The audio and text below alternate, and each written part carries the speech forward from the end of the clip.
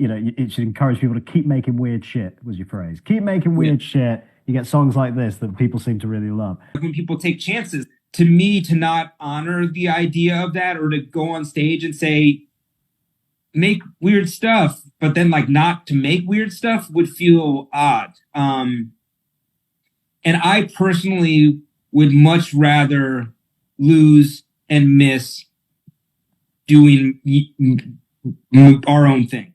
I have a series on this channel called The Greatness of blah blah blah, an artist in that blank, and obviously I talk about in that video why the artist is so great, why they're popular, what they're good at. And I was originally going to do a video on that with Fall Out Boy, the greatness of Fall Out Boy, but I started thinking about it more and more, and I was like, honestly, Fall Out Boy is more important than they are great a lot of the time, because they do have a lot of misses when they experiment, but I think it's important to experiment and to miss.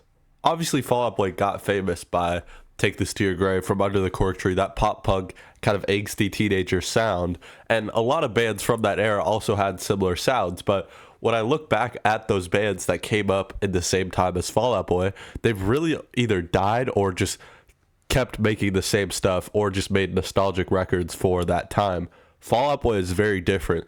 Every album they've done has been a new evolution for them, and they've tried new stuff. It's no surprise that Fall Out Boy would be different from their peers. When we look at when they first formed as a band, they would bond over not only the fact that they liked pop punk and metal, but they also liked classic rock and hip hop. So Fall Out Boy was already set aside from just being a pop punk band with all the hip hop influences that they were throwing in there, not just from the music. Like Jay-Z opened Infinity on High, but Pete Wentz was also wearing Bathing Ape, which was popularized by hip-hop artists like Pharrell. And then I think I gotta mention the cursed Kanye West remix that nobody likes, and for good reason, but it definitely shows they were trying to experiment and work with hip-hop artists and expand their horizons. And while their first two records do sound pretty similar in style, when they got to Infinity on High, it was clear that they were trying to do something different. It kind of had more of a rock opera feel and a more classic rock and theatrical feel to it. And also lyrically, Fall Out Boy was shifting with Infinity on High. The first two records by Fall Out Boy are pretty simple thematically and concept wise. They're pretty much, being a teenager, being in love, and then getting your heart broken, and then wanting to get out of your hometown. Pretty simple teenage concepts, but Infinity on High was tackling more political and mature lyrical content. The year after Infinity on High, they would release what is known to many fans as their best record, Folie, Deux, which just goes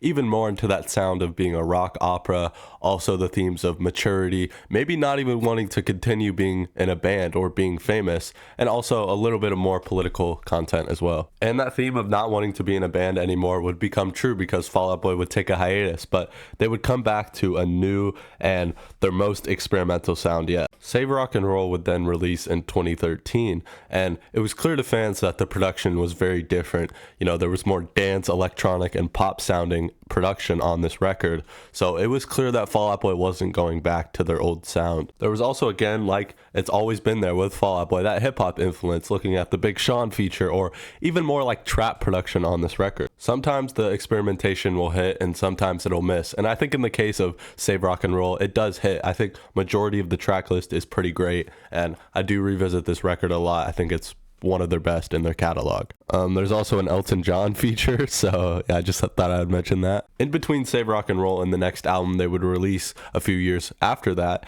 they would release an EP called Pack Some Days, and I think this record gets overlooked because I think it's very important within their catalog.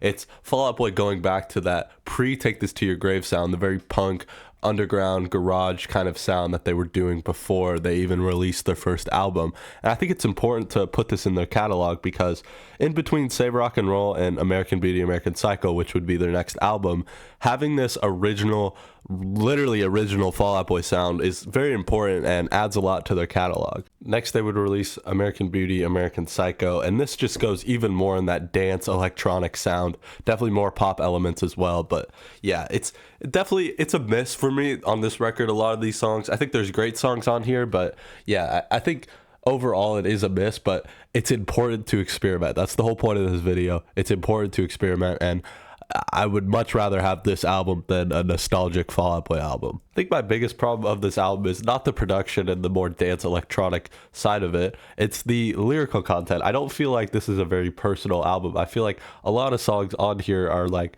pop attempts and radio hits that don't really feel like personal songs that Pete or Patrick wrote. They would release a remix album, which I would say is probably terrible, and like, yeah, but it does have like, it's all hip hop artists, which I appreciate. And again, that's always been there with Fall Out Boy. You have like Migos on here, Juicy J, Wiz Khalifa, Big Crit, Uzi. Like, yeah, it's just a whole trap album of remixes of these songs. And so I appreciate the attempt, but yeah, it's definitely a huge miss. It's probably the biggest miss in their catalog, this remix album. Oh boy. The next album in their catalog, Mania. This divides fans like crazy. I love Mania. I'm saying it right now. I love Mania. I think they went so far left with their experimentation on this album, and I think it worked out beautifully.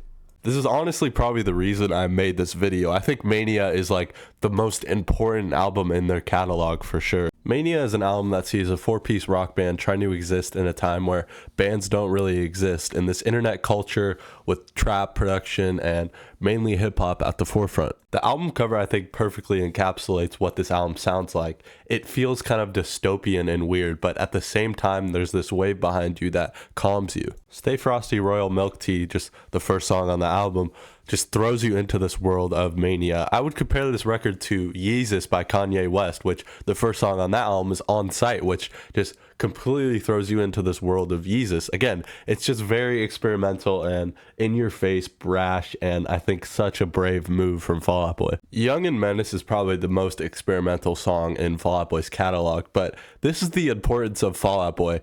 How do you have a song like Young and Menace in your catalog and a song like Sugar We're Going Down? Like, to me, that just shows an artistic and creative band right there. I also think Bishop Knife Trick is probably their best song. Sorry, I said it. Mania is dystopian, weird, but also calming at the same time. I love the aesthetics of the album. I love the whole track list, and yeah, I still think it's a great album. So Much for Stardust would follow, and first when the single Love from the Other Side would come out, fans would be like, oh, they're making a nostalgic Fall Out Boy album. Yay, we're happy. And I think that's completely wrong, and the band has even like discarded that claim.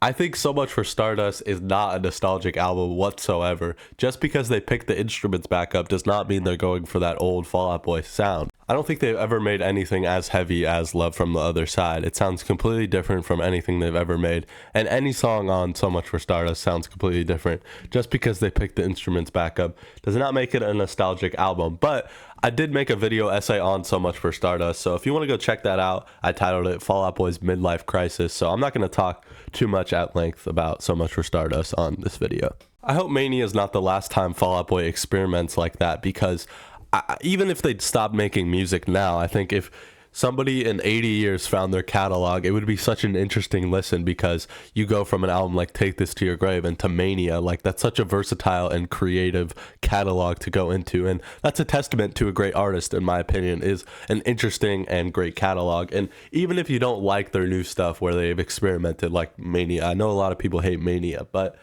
yeah, I think you can at least understand the importance of an album like Mania, because it shows that they're not afraid to just get out of the box. And a lot of bands fall in that trap of staying in the box. One sound worked for them, so now their whole career is that, and that does not make for an interesting catalog. Like, if in 80 years you found someone's catalog, I don't want to call anyone out, but there's a lot of bands like that. If you found their catalog, every album's the same, you're going to get bored of it, and like, you're not going to see much creative instinct within that band. So Fall Out Boy is definitely a testament to great artists, and I think they're very important to music. I also like, they're so unpredictable of where they're going to go next. Like, what is the next Fall Out Boy album actually going to sound like? I have no idea, and it would be hard to predict, which I think just makes being a fan like so much more fun. Like, when you have artists that make the same sound and every album basically sounds the same, you know what you're going to get, you know what you're going into an album for, and I think that just makes the experience like not fun, and there's not as much artistic drive to that. So not knowing where Fall Out Boy is going to go next is very important, and I think is just makes being a fan so much more fun. So yeah, that's the importance of Fall Out Boy, and that's why I titled it The Importance of Fall Out Boy, and not The Greatness of Fall Out Boy, because I understand that they've experimented and failed, but it's better to shoot and miss than not shoot at all. So that's the importance of Fall Out Boy. When people take chances, to me, to not honor the idea of that, or to go on stage and say, make weird stuff, but then like not to make weird stuff would feel odd. And I personally would much rather lose and miss doing our own thing.